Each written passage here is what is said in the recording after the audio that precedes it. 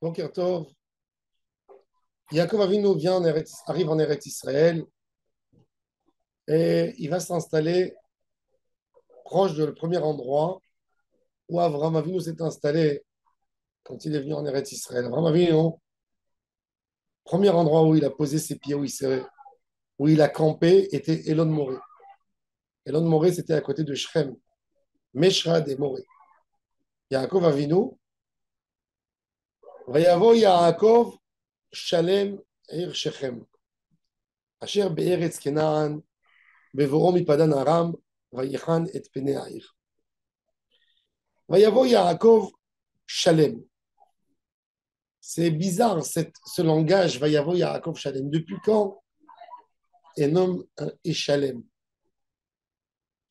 Il dit un homme est arrivé, est venu, a voyagé. C'est quoi Vayavo Yaakov Shalem?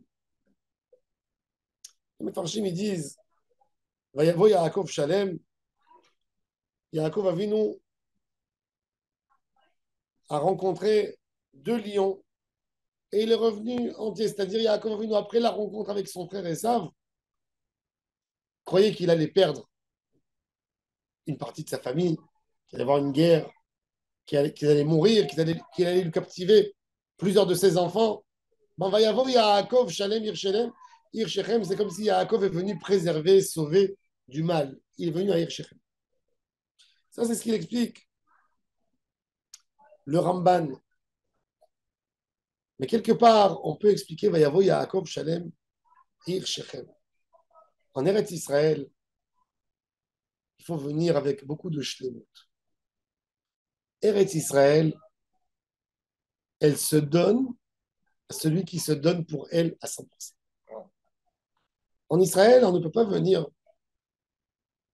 que parce qu'on veut se sauver du mal, de l'exil. On ne vient pas en Israël parce qu'à l'étranger, on a des problèmes d'antisémitisme. Ça peut être un accélérateur de l'Aliyah, mais ça ne doit pas être la raison principale de l'Aliyah en Israël.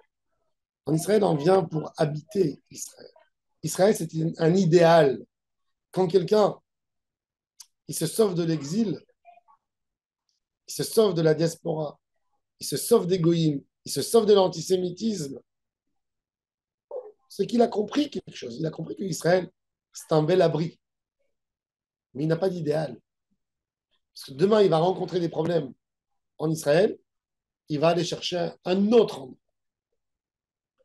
Yaakov Avinu nous explique, pour venir s'installer en Eretz Israël, il faut que ce soit Shalem.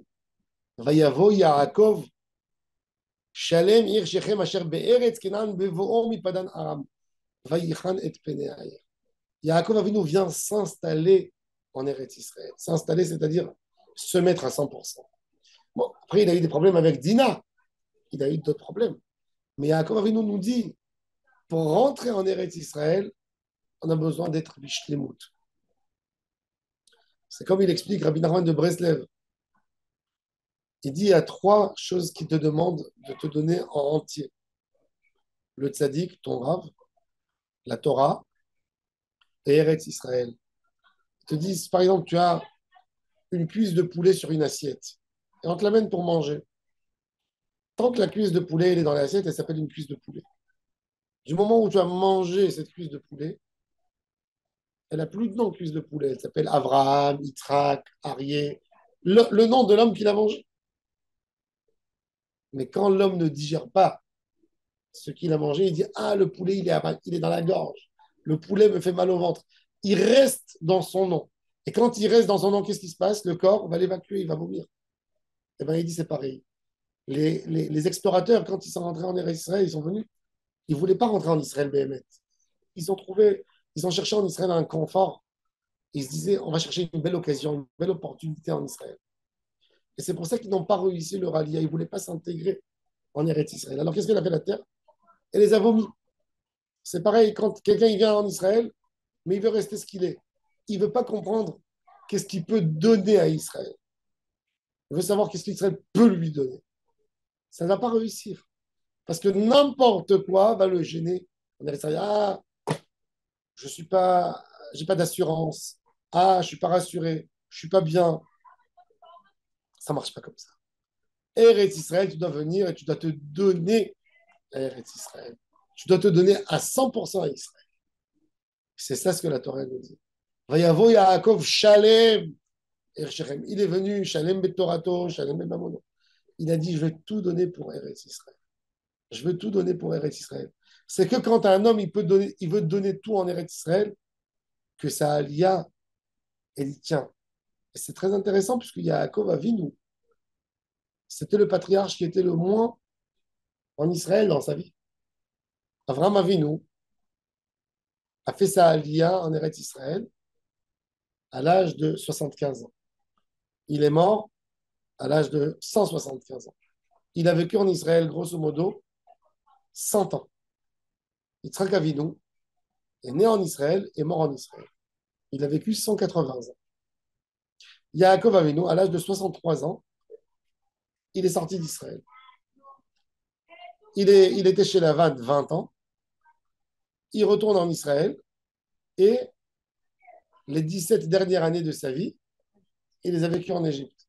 C'est-à-dire qu'en tout et pour tout, il a vécu 90 ans en Israël, à peu près. Un peu moins. Ça veut dire qu'il a vécu moins que tous les patriarches en Eretz Israël. Et avec tout ça, qui c'est qui a réussi à marquer Israël plus que tous les patriarches? C'est Yaakov. Pourquoi? Parce qu'il a compris. Il a fait comprendre à ses enfants que pour rentrer en Eretz Israël, ça doit être Bishlemout. Ça doit être Shalem. Tu dois te donner à Eretz Israël. Ashrenu. Soyons heureux. On a eu le mérite d'habiter en Eretz Israël. On doit tout faire toujours pour remercier Hachem tous les jours sur Eretz Israël qu'on est là et penser comment on peut s'incruster encore plus en Eretz Israël.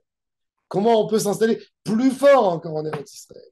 Ça, c'est mitzvah Yishuv Eretz Israël que tu fais tous les jours.